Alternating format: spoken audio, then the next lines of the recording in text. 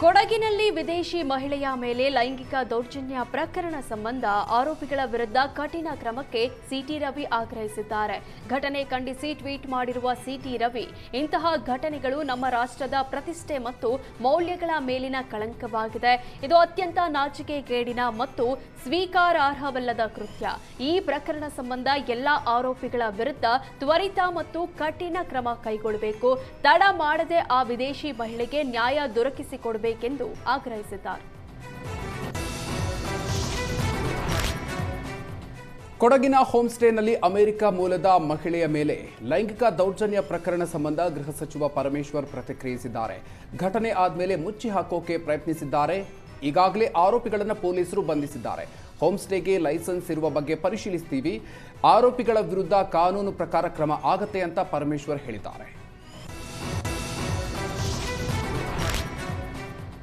ಅಖಿಲ ಕರ್ನಾಟಕ ವಿಶ್ವಕರ್ಮ ಮಹಾಸಭಾ ವತಿಯಿಂದ ಏಪ್ರಿಲ್ 24, 25, 26ರಂದು ವಧು-ವರರ ಸಮಾವೇಶವನ್ನು ಆಯೋಜಿಸಲಾಗಿದೆ. ಈ ಸಮಾವೇಶ ಬೆಂಗಳೂರಿನ ಶಿವಾನಂದ ಸರ್ಕಲ್ ಬಳಿಯ ರೇಸ್ ಕೋರ್ಸ್ ರಸ್ತೆಯಲ್ಲಿರುವ ಗುರುರಾಜ್ ಕಲ್ಯಾಣ ಮಂಟಪದಲ್ಲಿ ನಡೆಯಲಿದೆ. ಈ ಸಮಾವೇಶವನ್ನು ವಿಶ್ವಕರ್ಮ ಸಮಾಜದ ಬಂಧುಗಳು ಸದುಪಯೋಗ ಪಡೆದುಕೊಳ್ಳಬೇಕು ಅಂತ ಅಖಿಲ ಕರ್ನಾಟಕ ವಿಶ್ವಕರ್ಮ ಮಹಾಸಭಾದ ಅಧ್ಯಕ್ಷರು ಹಾಗೂ ಮಾಜಿ ವಿಧಾನ ಪರಿಷತ್ ಸದಸ್ಯರಾದ ಕೆಪಿ ನಂಜುಂಡಿ ಸುದ್ದಿಗೋಷ್ಠಿಯಲ್ಲಿ ತಿಳಿಸಿದರು.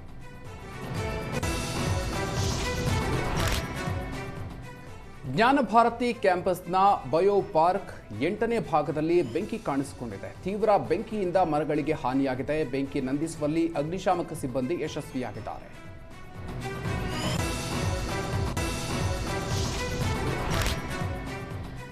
ಮೈಸೂರಿನಲ್ಲಿ 37 ವರ್ಷದ ಮಹಿಳೆ 22 ವರ್ಷದ ಯುವಕನ ಪ್ರೀತಿಗೆ ಸಿಲುಕಿ ತಮ್ಮ 14 ವರ್ಷದ ಮಗನನ್ನೇ ಬಿಟ್ಟು ಮನೆ ತೊರೆದಿದ್ದಾರೆ. ಇಬ್ಬರು ಮದುವೆಯಾಗಿದ್ದು ಇದೀಗ ಪೋಷಕರಿಂದ ರಕ್ಷಣೆ ನೀಡುವಂತೆ ಮೈಸೂರಿನ ಎಸ್ಪಿ ಕಚೇರಿ ಮೆಟ್ಟಿಲೇರಿದ್ದಾರೆ. ಬೆಂಗಳೂರಿನ ಚಳ್ಳಘಟ್ಟ ನಿವಾಸಿ ಕವಿತಾ ಹಾಗೂ ಮೈಸೂರಿನ ರಮ್ಮನಹಳ್ಳಿ ನಿವಾಸಿ ಭಾಸ್ಕರ್ ಜೊತೆಗೆ ಪರಿಚಯವಾಗಿತ್ತು. ಬೆಂಗಳೂರಲ್ಲಿ ಡ್ರೈವರ್ ಆಗಿ ಕೆಲಸ ಮಾಡ್ತಾ ಇದ್ದ ಭಾಸ್ಕರ್ ಟಿಟಿ ಆಟೋ ಓಡಿಸ್ತಾ ದೊಡ್ಡಮ್ಮನ ಮನೆಯಲ್ಲಿದ್ದ. ಭಾಸ್ಕರ್ ಆಗಾಗ ಕವಿತಾ ಮತ್ತು ಅವರ ತಾಯಿ ಭಾಗ್ಯಮ್ಮನವರನ್ನ ಬಂಡೆ ಮಾಕಾಳಮ್ಮ ದೇವಸ್ಥಾನಕ್ಕೆ ಆಟೋದಲ್ಲಿ ಕರೆದೊಯ್ಯುವಾಗ ಇಬ್ಬರ ನಡುವೆ ಪ್ರೇಮವಾಗಿ 1 ವರ್ಷಗಳಿಂದ ಈ ಜೋಡಿ ಪ್ರೀತಿಯಲ್ಲಿ ಬಿದ್ದಿದ್ರು. 8 ವರ್ಷಗಳ ಹಿಂದೆ ಪತಿ ಲೋ ಬಿಪಿಯಿಂದ ನಿಧನರಾಗಿದ್ರು.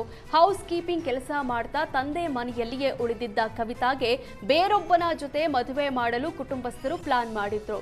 ಪ್ರೀತಿಯಲ್ಲಿ ಬಿದ್ದಿದ್ದ ಕವಿತಾ ಹಾಗೂ ಭಾಸ್ಕರ್ ಮನೆ ಬಿಟ್ಟು ಎಸ್ಕೇಪ್ ಆಗಿದ್ದಾರೆ. ಇದೀಗ ಮೈಸೂರಿನ ಒಂಟಿಕೊಪ್ಪಲು ವೆಂಕಟೇಶ್ವರ ದೇವಸ್ಥಾನದಲ್ಲಿ ಇಬ್ಬರ ಮದುವೆಯಾಗಿದೆ.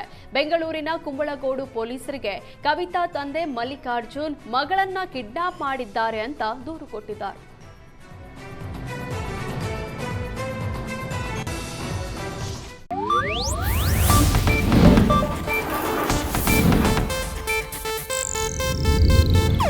ಇದು ಏಷ್ಯಾನೆಟ್ ನ್ಯೂಸ್ ನೆಟ್ವರ್ಕ್ ಪ್ರಸ್ತುತಿ.